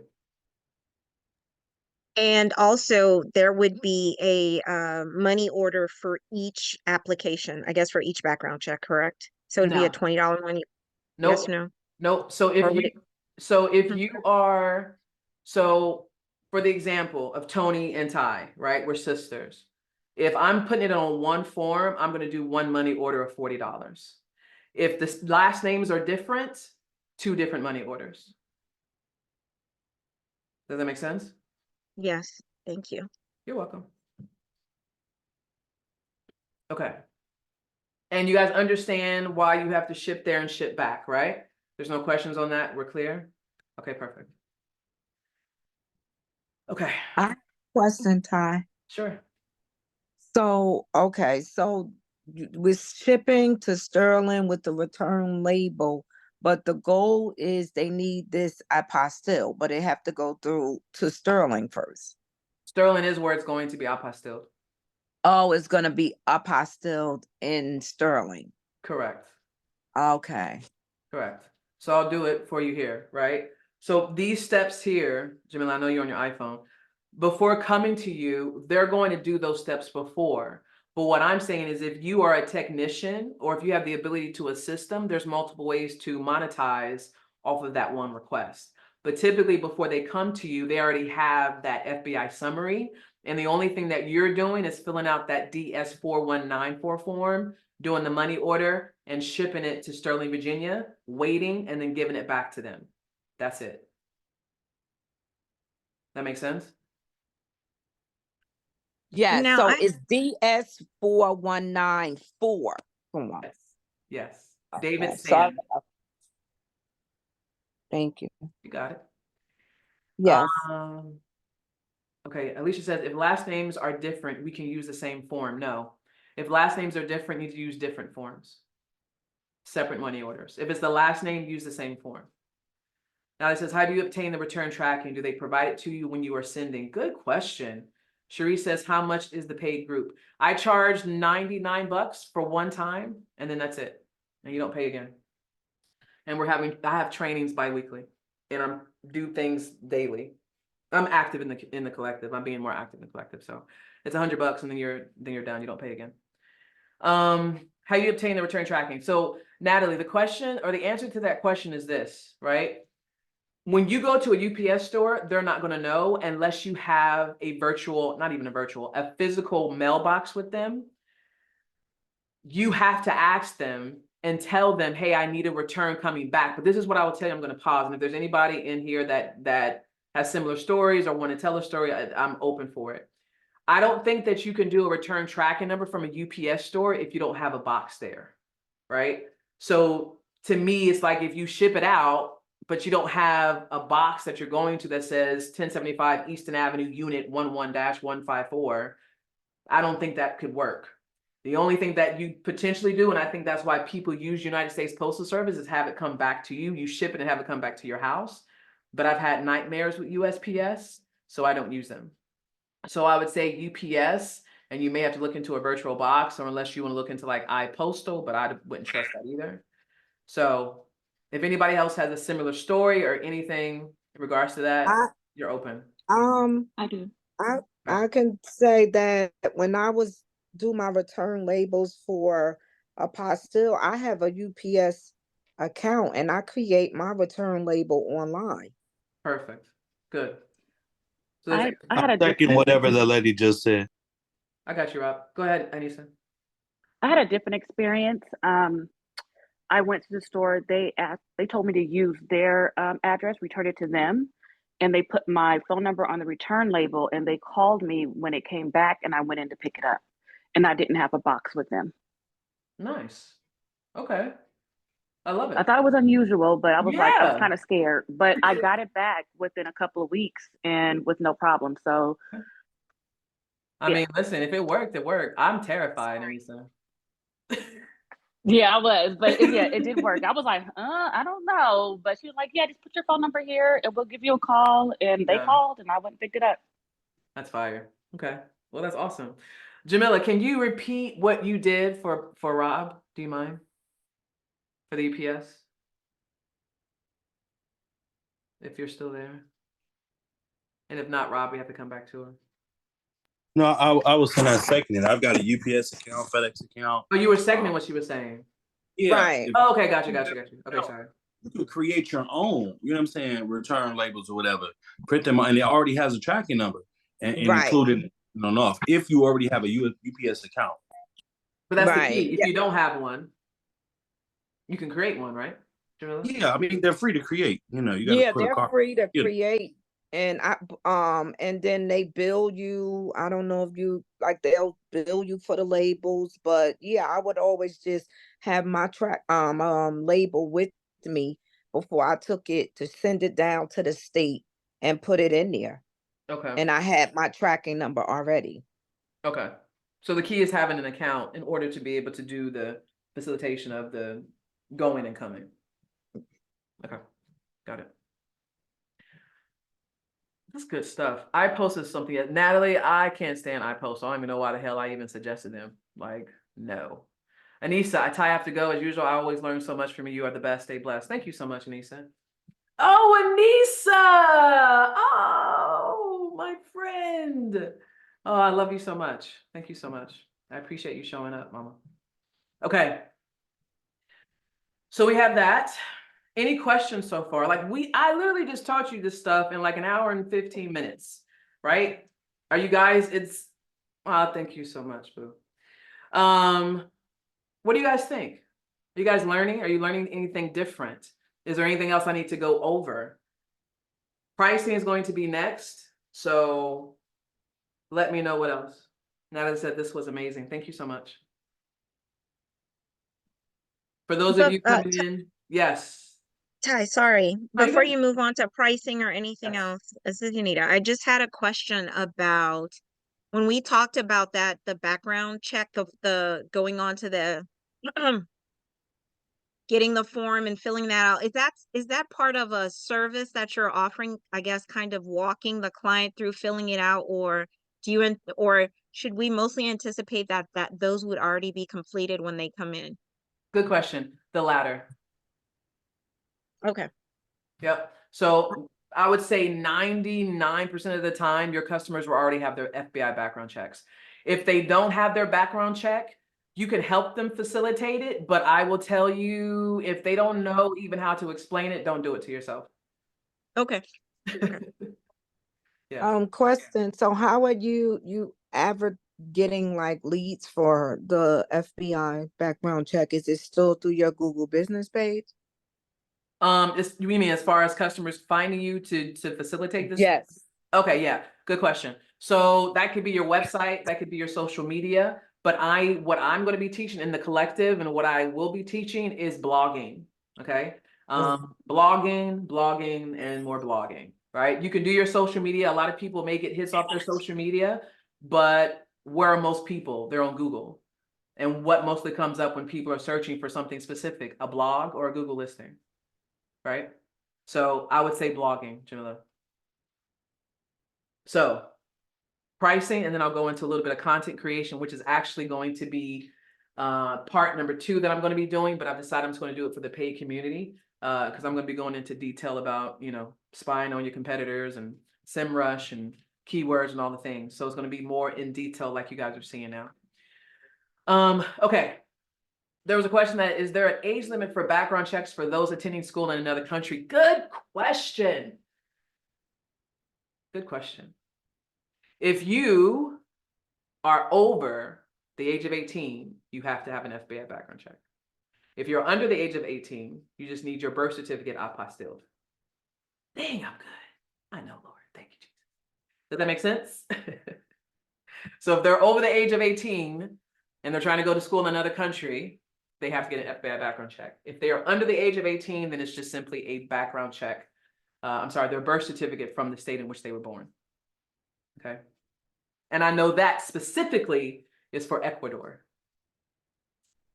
Okay. Will this training be available to be rewatched, or will it be posted into the collective? I got to ask the collective. They're my family. They get to say so. So whatever they say, that's what I'll do. As far as the link joining the community, I'll drop that. But as y'all know, I tend not to do that. I'm not one of those people to push things. I just come just to teach and show love and give y'all as much as I can. Okay, I'm stuttering. Okay, Tamara, love you too. Bye, Mama. She's a part of the collective as well. Okay, so back to the background check. So we're about to wrap up, which is pretty cool. So pricing, okay? I'm going to give you a little insight, and I think I'm still sharing my screen. I'm going to give you a little insight into some content, okay? Real quickly. So 2 ways to do this. You can do apostille, FBI background check, okay? Now, if you do this in your own state, on your own Google, obviously your precise locations and all the things will trigger, which will then show you who's around you based upon this search, okay? So most people that you see sponsored, this is not spam. This is actually somebody paying for ads to be above the fold. And what I call the fold is this. People also ask, right? So typically, if you see anything above the fold, that's most likely people paying for ads. And I always call ads a digital casino, because if they click on you, doesn't necessarily mean you're going to win anything. Okay. You just paid money in hopes that somebody clicks on you. Okay. So FBI background checks. A lot of people, as you can see, what did I say? Blogs. What do you see on these people's websites? They're talking about the keyword that I just put in. This is what I call a long tail keyword. Okay. I just put this in the search engine. Now you have all of these people writing content about FBI background check, right? Because we want to bring the kids to the yard. Now, people say, but what if I run out of ways to think about content around FBI background check? Google tells you what to write about. These related searches are what people are asking for, okay? Also, people ask. This is another way to answer questions. Take this exact question, put it into Chat GPT. You know what? Let's just do it. Let's just do it. Just because. Okay. You take what people just ask. I'm just put something in here. Rewrite this statement and make it searchable and indexable, if that's a word, on Google. I'm not the best at typing, y'all, so just forgive. All right.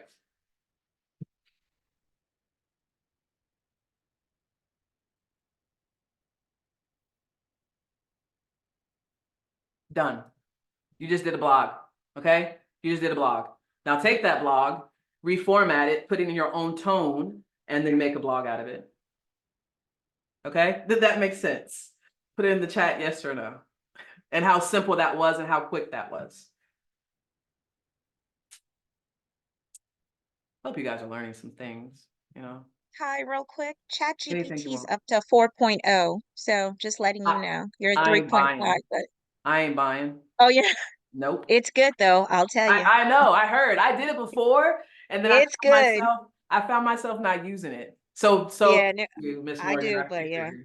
Yeah, so Miss it's Morgan good. is saying there is a better version. There's a paid version, it's $20 a month. I've used it, it is good. I hear you, Quick, I Alicia. just wanted to Yes. mention something. Yeah. There's another one called Gemini from Google that's actually a little bit better than the Chat GPT free version. Gemini? And they have Bard and Yeah. Bard as well. Bard, As well. yeah. Well, it was BARD. Bard.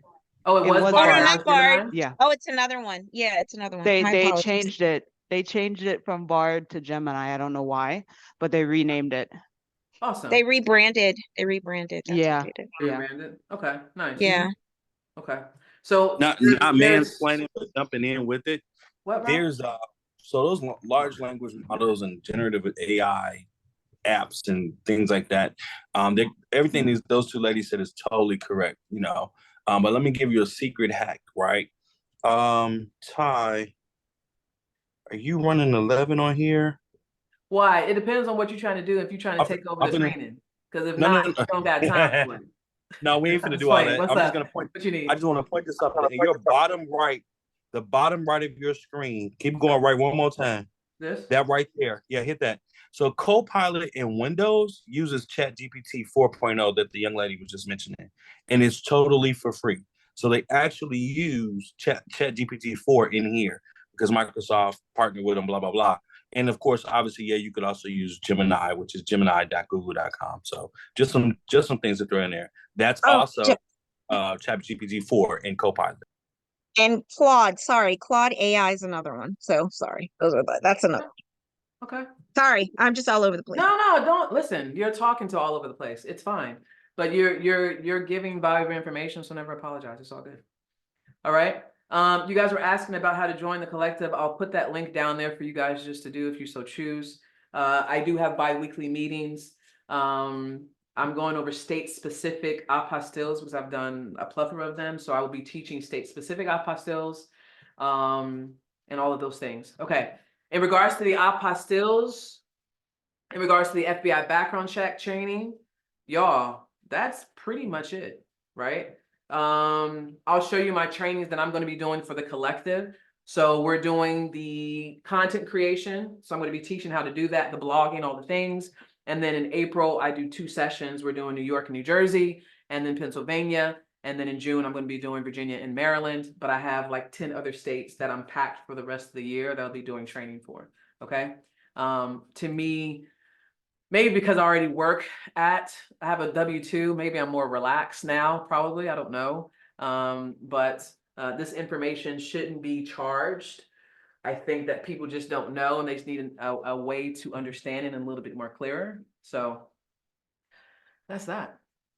Maya, thanks, Coach. See you on Thursday. I'll see you on Thursdays. So on Thursday, y'all, I'm live in my collective every Thursday. We have a Zoom call. I'm calling it the Early Connection, where we come together. I'll most likely just check up on everybody, get some case studies, some tips, tricks, stuff like that. It's 7:30 in the morning because that's what time I'm done with the gym. So, you know, it is what it is. Did you go over pricing? No, Nicola, I got you. Sorry, the family came home early making noise. It's okay. Jenny, Florida is coming. I think I'm going to do Florida probably in June. Michigan will probably be July, but if I get more people saying, hey, Ty, I want Michigan or Florida, whatever, I'll mix around the states. Georgia, got you. As long as the state is in the collective, because that's how I'm building my trainings, I will. And so far, all the states that you guys are mentioning, they're in the collective. DC, I don't know if we have DC, but DC. I have a question, Ty. Yes. This is Vanessa. Hi. Hi. Quick question. Mhm. Is there any additional steps if you're doing Puerto Rico? And I think I kind of Nice think so, question. but I'm gonna. Nice question. Thank you. Yeah, so is there any specifics related to Puerto Rico? There is not. A lot of people get confused and say Puerto Rico is a part of the United States, but for whatever reason, they treat them as not.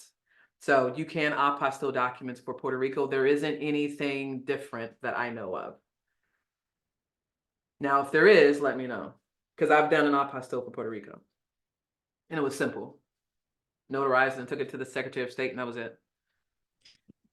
Ty, I had a question. You mentioned earlier that when you was talking about Hague versus non-Hague, but I guess you basically, I mean, I haven't done any non-Hague in my apostilles, but you basically saying you don't do non-Hague at all?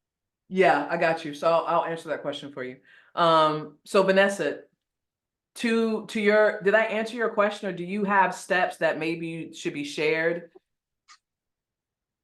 Miss you too, Portia. Actually, no, I've never done one for Puerto Rico, but I thought that there was something different, like, because someone asked me a question, it was an attorney or something, and she said, oh, don't you have to go to like the county clerk and all of this? And I was like, huh? So that stumped me. Okay. And I never really understood. Okay, I got you. So basically what she's talking about, and there's a couple of things, y'all make sure that I remember, because we technically still have 1 more hour. So for you, Vanessa, for Puerto Rico, my understanding, they are part of the Hague and they do get apostille, but what they're talking about, the county clerk certification. So a part of the apostille process, right, depending on the state in which you reside and you're commissioned within that state, your Secretary of State may require you to get county clerk certified, right? So basically what that means is after the document is given to you, let's just say it's a power of attorney, right? And you notarize it. If your Secretary of State says, hey, for me, I got commissioned in Somerset County, Ty, you need to go back to Somerset County so they can validate that you're in good standing. They'll certify, give you a certification letter. You take that with the power of attorney, and then you submit that in to have an apostille. New Jersey doesn't require county clerk certification. So it's simply the document notarized Secretary of State. However, Unfortunately, New York. yeah, there you go. I hate New York. I hate New York. Yeah. Oh my God. They're the worst. So New York, Pennsylvania, and I think there's some other states that require county clerk certification, but you definitely have to do that as a part of the process. You can't notarize a document, then go to the Secretary of State to apostille it, because they'll reject it because you missed a step before you went to get the apostille. So that would be specifically, let's say for Puerto Rico or one of those No, it's specifically for your state. So don't worry. But I never did it for any of the other, and I'm in Virginia, so I've never done it for anything else. Mhm. So that's what kind of threw me off No, when that's she asked wrong. that question. Then that's wrong. Okay. Incorrect. Okay. Yes. Tina, what's up? That answer your How are question? you? How are you all doing? Yes, thank you. You're welcome.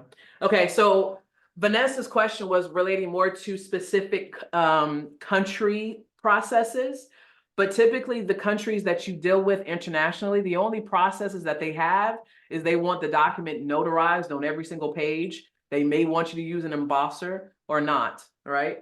That's pretty much it. The steps before you do the apostille is up to you as the notary to make sure you get that county clerk certification or not, okay? Next question was pricing. Okay, so let me do pricing real quickly. And this is the way that you're going to do it. And I'll talk more in and about in the collective. Give me 1 second, you guys. Get this link real quick before I forget. Okay, so when you're doing pricing, okay, I know that in New York, I was researching somebody and they're charging like $1,800 for one apostille. To me, a lot of people it's crazy. And then when I called her, she didn't even know about the letter of exemplification, which is crazy to me. If you're in New York, like you have to know about that. And I'll be teaching you guys about that too. Give me 1 second. Okay, so in regards to pricing, back in the day, I used to teach y'all. Oh no, I don't want to do that. No, Lord. Hang on, y'all. I'm having difficulties right now.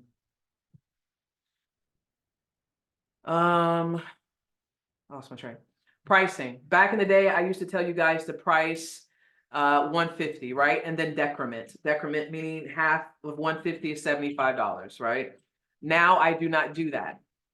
For FBI background checks, for what we're talking about today, FBI background checks, you're not doing nothing, right? The only thing you're doing is accepting a piece of paper, going online, filling out the document, and mailing it in and waiting, right? So in your mind, and this is going to be an open forum right now. In your mind, if a customer came to you right now, and I want you guys to put the dollar amount in the chat, do not be afraid, it's not a big deal. If you have a customer that's coming to you that's going to, let's just use Puerto Rico, and they need an FBI background check. You know the cost for the FBI background check is $18. The fingerprints, depending on where they're going, could cost them $125. So now they're in the hole for, let's just round it up, $145. They're in the hole before they even get to you. Do you care about that or not? So knowing the process and the steps that you have to take, what would be the number that you would charge your customer? Put it in the chat, please. I'm curious.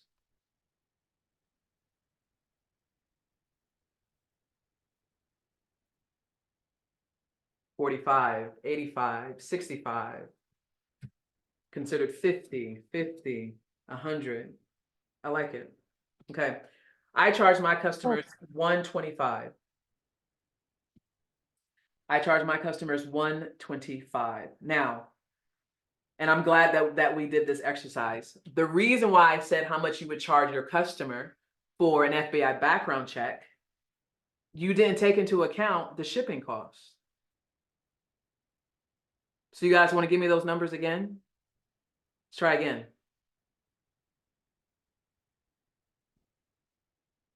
Hey, Rosanna. Now we're getting it. Now we're getting it. Perfection, right? So now you guys are charging more than I charge, right? So now you guys are saying 150. Perfect, okay? I can tell you right now, my shipping cost for UPS is $22, okay? For UPS, going and coming back is $22. So let's just say it's $25. Now I'm at $100. So my profit should be $100, okay? If you guys did $85 no, I'm taking that back. 25, I missed something. 125, 25 for the shipping, and then $20 for the apostille fee. So now how much is it? How much is your profit? Nicole is saying 250. Okay. The reason why I wanted you guys to do this exercise, and I apologize. The reason why I wanted you guys to do this exercise because I want you to think about the pricing. Okay. You should always have a bottom line number when a customer calls you. It don't even matter if it don't make no sense. Give them a number, okay? Because at least you have something to work off of. And if they say, oh, is that too much? Well, you already knew it was a BS number. Well, how soon are you looking to get it done? Then start decrementing at that point, right? So when you're dealing with apostilles, I say charge between 150 and 175. That's how much I would charge. Okay. This way your shipping cost is done, the cost of the apostille is done, and then the rest is just your profit. All right. Now you have people out there that I showed you that are sponsored, and you have people out here that are doing it for like $75, $85. Okay. That's on their website, but it's BS because once you call them, their price changes. All right. It's just try to get the kids to come to the yard. So pricing, I would say that's not something that you have to research your competition for, right? That's a static price. That's never going to change. The process for FBI background check is never going to change, right? So you should have a number set right now for FBI background checks, period. Okay. Oh, so for clarity, Yes. first one is whatever your number is, and then anything after that is half each. That's your decision. Oh, okie doke. Yeah. And the reason why I say it's your decision because it's your business, right? So if you feel comfortable charging the customer $175 and if they have another FBI background check, to me personally, I wouldn't go down to 125 or 110. I would just say, hey, for all of them, it's $200. So now you're charging $100 I see. per document. I see. Because I think for me, when I used to teach y'all, I used to say the first document is 150, then you decrement half or whatever. That's to me, you're losing money that way. The more documents they send, the more that you can charge, right? I had a customer that did 10, so I charged her $1,000. Okay. Gotcha. That answer your question? Yes, thank you. You're welcome. Jamila, did you have a question? Yes. So by the time they get to you, they already paid for their fingerprinting, you said, and what else? The summary. Yes. You're So welcome. so the apostille fee is how much with sterling? 20. $20, and then we have to factor in the shipping and then our fee. Okay. Yeah, like 150, 175. That's Exactly. Right. Yep. You got it. The other question that Jamila had asked was Hague and non-Hague. So a lot of people are teaching, hey, if you get a non-Hague country, let's just say, I don't know, Jamaica. I don't know if they are or not, but somebody go search and let me know. Let's say Jamaica is non-Hague. The process for public documents, and that's power of attorneys, driver's licenses, transcripts, diplomas, anything relating to a business outside of articles of incorporation, right? You have to notarize those documents, right? And you have to take those documents to your Secretary of State because the Secretary of State has to certify you as the notary that you did your job before it goes to the federal government for them to apostille it. Thank you, Jamaica. Jamaica. Tina, thank you. Jamaica is not a Hague country. So I was right. Woohoo! Good memory. Thank you, Tina.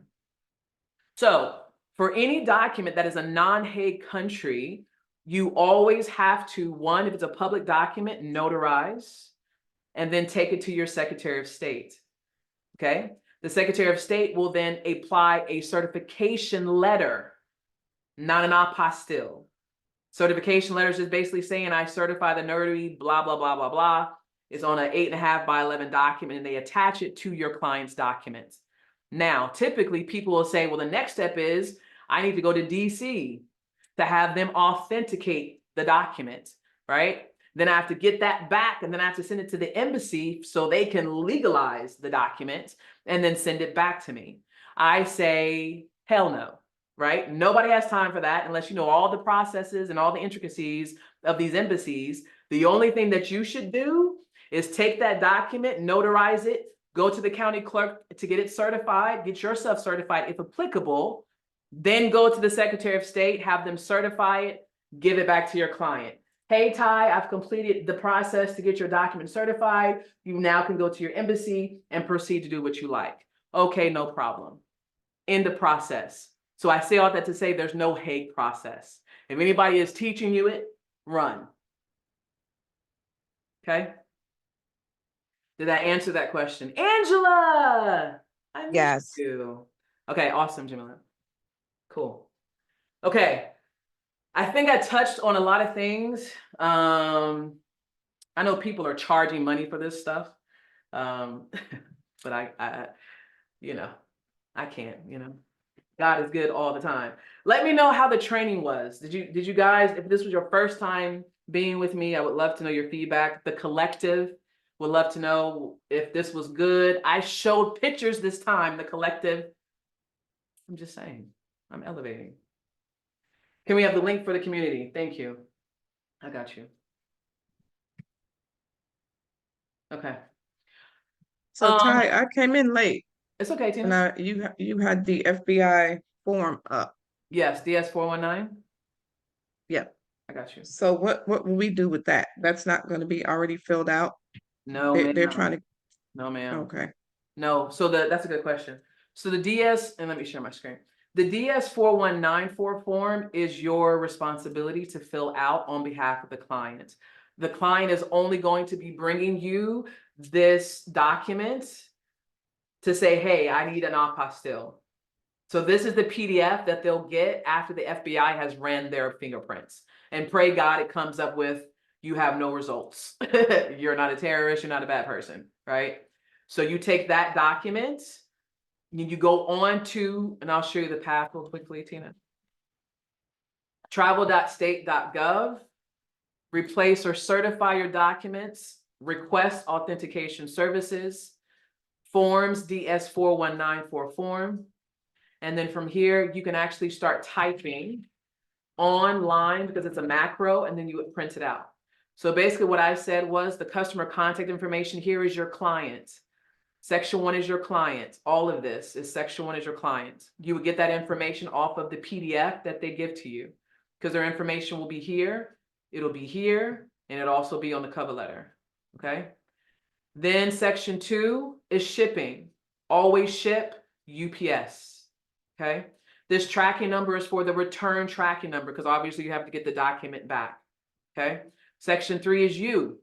So yes, your name, company, phone number. Now, let me go back up. If you don't have their email address, that's fine. But I think as a part of your process of collecting your customer data, you should grab email addresses just in case you want to do marketing or promotions. If you don't, put your information. If you don't have their cell phone number, that would be weird. But if you don't, put yours. And then your information is here. And then section 4 is the actual documents, right? The country, the document type. So for this training is FBI background check. Okay. Number of documents, obviously. How many do you have? Okay. Now, the other question, Tina, was if you have more than one person, could you put the same person on this form? And the answer is yes, as long as the person that you put on the form has the same last name. If the last names are different, then you need 2 different DS-4194 forms and 2 different money orders. So you good? Make sense? I know you're rocking. Yes, thank you. Got it. Okay, LaShonda, always great information when you teach. Thank you so much. This was great training, Ty. Thank you so much. You're wonderful in your teaching style. Thank you. Awesome training, Coach Ty. Never disappoints. Thank you. You're so welcome. Will you have the second class to this presentation? Will you have the second class to this presentation? Yes. So the second half of this presentation is the content creation and snooping on your competitors and figuring out on their website what keywords are making their listings higher or what's bringing the kids to the yard. So I'm going to show you how to do all of that. Okay, so Ty, can I ask you, will Whatever you you like. be able to pay for that session, or do you have to be in the community? I'm going to have to talk to the community. Okay. because Joanne, this is the thing. I have a problem with charging. I've always had a problem with charging for my teachings. So for me, I would personally most likely do the part 2 as the collective, because then I can get a little bit more intimate and a little bit more deeper. But if I were to do it as the second half, it would be paid. But I really don't want to do that. I really, I'll just join the collective, pay the one-time fee, be done. You know what I mean? But it's up in the air. The answer to your question, Joanne. Okay, thank you. You're welcome. Coach, Yes, Rosanna. Yeah, I'm here. One question, because I don't think I have done that way before. You said that if it's different last names, and then we're gonna use another form, but can I send on the same envelope or I have to send in different shippings? No, you can send in the same envelope. Okay, good. Yep. Thank you. So her question was, if you have two FBI background checks, and they have two different last names, do you have to ship them separately? You do not. Okay. Okay. I really appreciate you being out last. Oh, Benta, how are you? I really appreciate you helping me out last night. Listen, I'm here. I got you guys.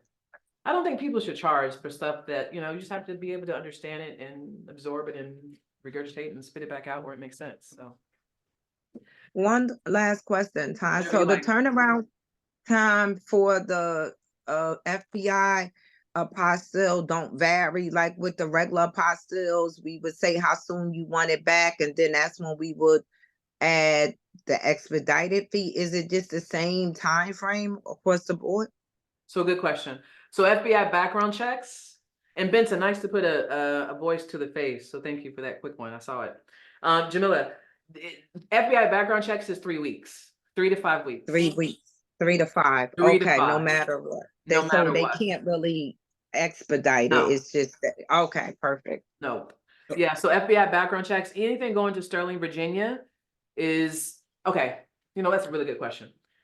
FBI background checks take 3 to 5 weeks because they take a higher precedence. If it's a regular document, regular schmegular, then you're probably looking at about 12 to 16 weeks. Okay.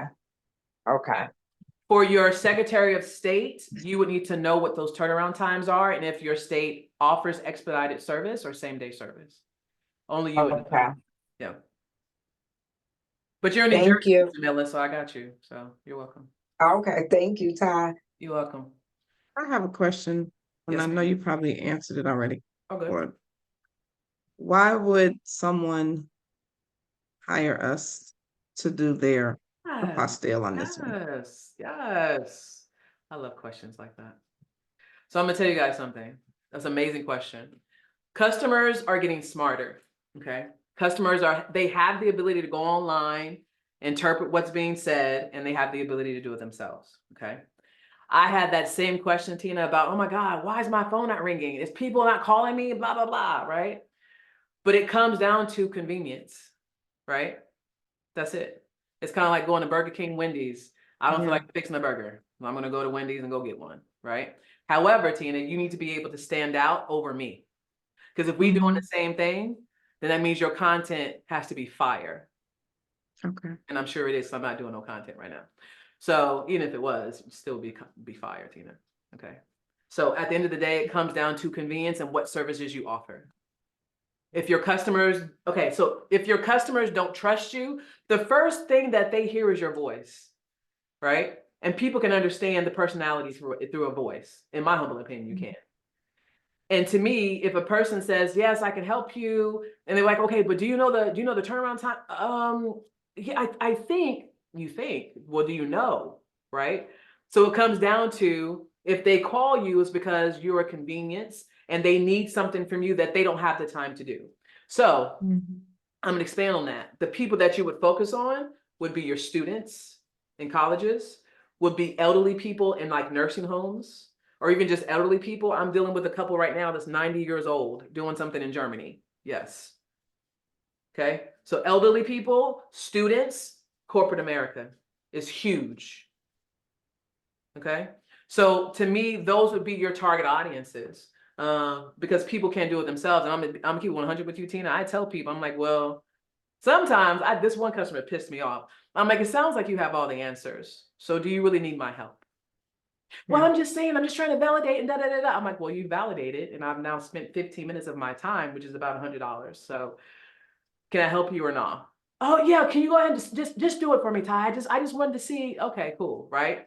So it's a give and take. And I always say this, Tina, not every customer is your customer. Not all money is good money. Yeah, I had a call yesterday. Did you? Tell me. From a guy, not for FBI, from a guy. Yeah. He's a U.S. citizen, but North Carolina, and he lives in Italy. he needed to get a copy of his DMV driving record, but he needed to have it with the raised seal. Mhm. He's in Italy. So he's telling me all this research he did. He knows what needs to happen. I need to write something, and then he'll have to get it notarized or whatever. And so that I can go to the DMV and pick this thing up for him and get it apostille. But it wasn't that simple, Ty. I So know. he says, I just want to know if it can be done, right? Yep. And what are your fees? Because I don't want to waste your time and I don't want to waste my time. So then he sends me a PDF of what he got online, which is not going to work because it has to be original. I mean, it has to be a raised sale. Then he sends me what our Secretary of State sent him, that they can't apostille it, right? The Mhm. reasons why they wouldn't be able to do it. And I'm like, look, dude, I was really wanting to help him, because I could tell he was probably older. Right. But then in my mind, I'm like, Tina, just let it go. Let it go. Yeah. Then he told me, he said, you know what? I'm starting to feel uncomfortable. Oh, I'll call you back. I said, okay. Thank you. Because I'm like, in my mind, I'm like, how can I get this guy off the phone? And then when he said he started feeling uncomfortable, and I'm like, why? Like, but okay, call me back. Trying to right. find out he called another. So he called another, yes, notary apostille agent. Wow. She of course told him she could do it, gave him a price and everything. And I'm just like, girl, you're crazy. I said, Wow. because number one, you know how the DMV is here. You could be standing in line for hours, right? I'm not doing it. And he just seemed like the type that would just really give you a hard time. And if Right. something doesn't go the way he likes, and he'll be the one getting on Google giving you a bad review. That part. So I was like, no. That part. Yeah. Mm-hmm. Yeah, I think a lot of people in this industry, like that are teaching or just coaching apostilles, I think the most intricate piece that people miss is that buyer persona, that customer persona. Going through that phone call, and you could have, like, I've had lunatics call me. I've had a customer call me a B word. You don't understand what you're talking about, you B, da da da. I'm like, what? Like, I'm trying to help you, right? And then they call back. This dude called back 10 times, changed his number 3 times. Yeah, it's crazy. He was like, and you have to go to this burn. I said, I know where the DMV is. It is on New Bern Ave. You know what I'm saying? I'm like, I had Yes. already Googled the DMV process to obtain someone else's driver's record. They got the form and everything that you need to fill out. Wow. But he's telling me all this. Like, I don't know anything. I didn't, but you can Right. find out anything. Okay, exactly. And so I'm like, look, I mean, I didn't say this, but I'm like, look, sir, you called me. I'm supposed to be the professional. But if you know what to do, then go right on ahead and do it. Do it and get off my phone. Like, Right. that's, or go have some lunch. Like, no, I feel you. But good story. I like stories, y'all. Okay, we're at almost the top of the hour. Did you know that we actually finished this training in about 1 hour and 15 minutes, right? So, does anybody else have any other questions? Dion, how are you? I've had people's relatives call me back with the same question, right? Because they're crazy. Crazy. Does anybody else have any other questions, need clarification on anything before we wrap up? Coach, I want to ask something about the FBI background check, the actual ordering it, because I got in a little later. So I never really offered the part of actually doing the background check. I just offered the apostille part. But I've seen people that came to ask me, and I said, no, I just offered the apostille part, and then they came back with the actual background check in less than 3 days. What did they do? Like, what type of service they went that they were able to get a background check so quick? What do you mean? I maybe lost something. Without having to do physical, is like online, how do they actually get a background check so quick? It's called an FBI background channeler. So basically, the FBI background channeler are entities that have exclusive rights to submit electronic fingerprints faster. So, however, you're going to be paying out the wazoo for an FBI background channeler because they're paying the FBI to be able to supersede their client's request before everybody else. So that's how it's done Okay. faster. Okay, got it. Mhm. Any other questions? I did a FBI background check, but she had already, I think it's what Rosanna is talking about. Mhm. She had a electronic version, right? Same thing, kind of like the first 2 pages that you had, Mhm. and it was able to be apostille. She printed it offline. Say it one more time now. Yep, I'm gonna see if I can find this Okay. email. She printed it offline, Mhm. online. She got her electronic copy or whatever Mhm. of her background check. Mhm. I didn't think that our Secretary of State could apostille it, but I'll show you. I'm gonna see Yeah. if I can find the email. Okay. Well, sorry, because my question was related to the actual fingerprinting. How do they get the actual PDF? But the Oh, FBI background check is usually PDF version anyway. The actual one that we send. two.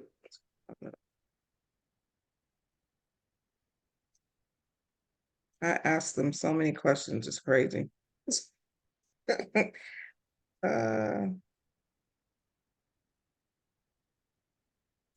I probably won't be able to find it. Hold on. Okay. Power of attorney.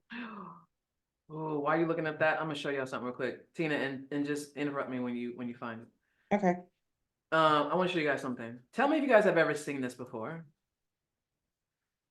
Look at this right here. This says UPS store. What is the UPS store doing? What does that say? Everybody and their mama getting on it. UPS stores are now offering apostille services. What do you guys think about that? This is the second time I've heard that. Very interesting. They don't even notarize that part. That part. They don't even know how to notarize correctly. That I concur. Yeah. They're Exactly. So horrible. they cannot even notarize correctly. How they gonna offer the apostille part? Listen, they're gonna go out of business or something gonna pop off because it don't make no sense to me. You still looking, Tina? Everyone wants more money. I can't even talk, y'all. Everyone wants more money. Yes, agreed. They also make you sign a waiver now. What? Really? They also make you sign a waiver now when they notarize. That's suspect.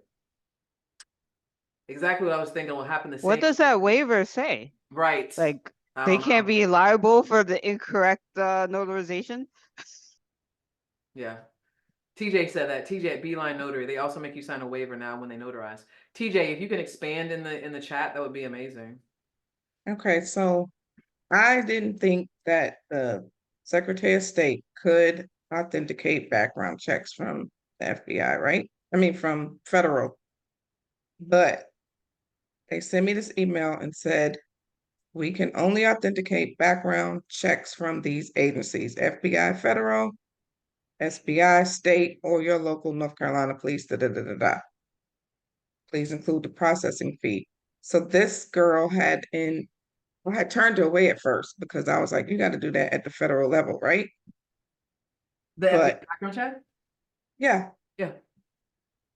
but that's not true in North Carolina because this is what the email said. They can only authenticate background checks from these agencies, FBI federal, and then it was the SBI state of North Carolina or your local North Carolina police sheriff office. These documents must be notarized.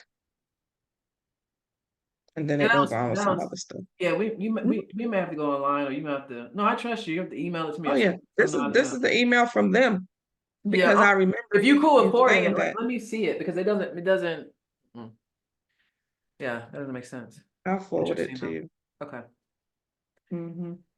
That's I mean, interesting. all it was a printout. There was no fingerprints or Really? she had already had that stuff done. But all it was what you showed me, Yeah, what the you summary. showed the first 2 pages. Yeah, the summary. Mm-hmm.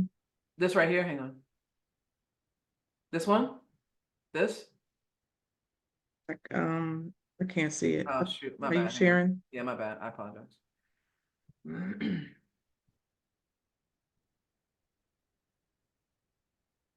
What is this?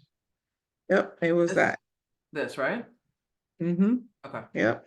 Yeah, that doesn't make sense. Yeah, I definitely want to see that email. Okay. That'd be like, what? That doesn't make sense. Mm-hmm. But if it happens, I'm okay. But I've never heard that before. I didn't either. Interesting. Okay. Listen, I appreciate y'all all hanging on here. I am honored and I appreciate y'all. Any other questions?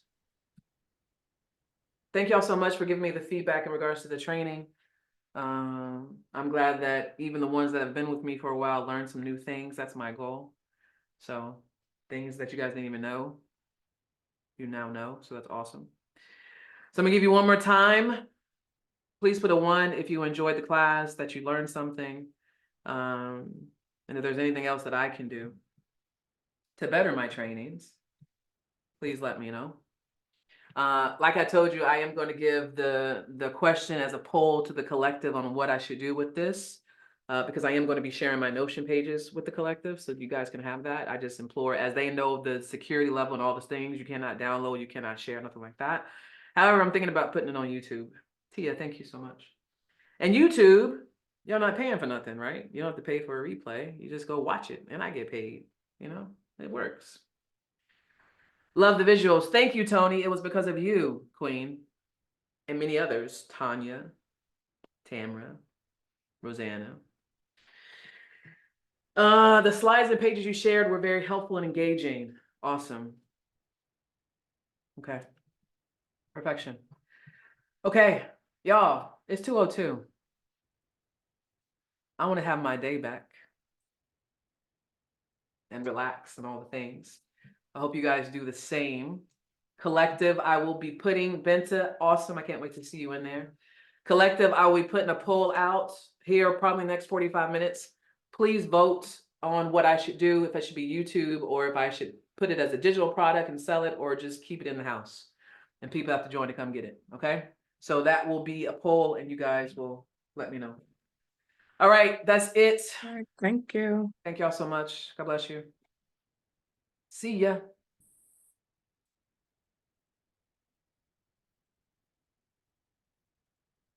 Thanks, Ty. Let's talk soon. We are gonna talk soon, Rob. No We gotta worries. catch up, homie. For sure. All right. I'll see All y'all. right. Just waiting for y'all to log off. All right, bye.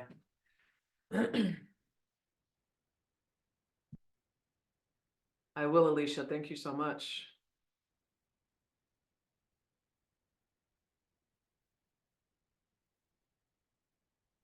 I love it. This is also for the YouTube, so I can see people, you know, leaving, so I can do what I need to do.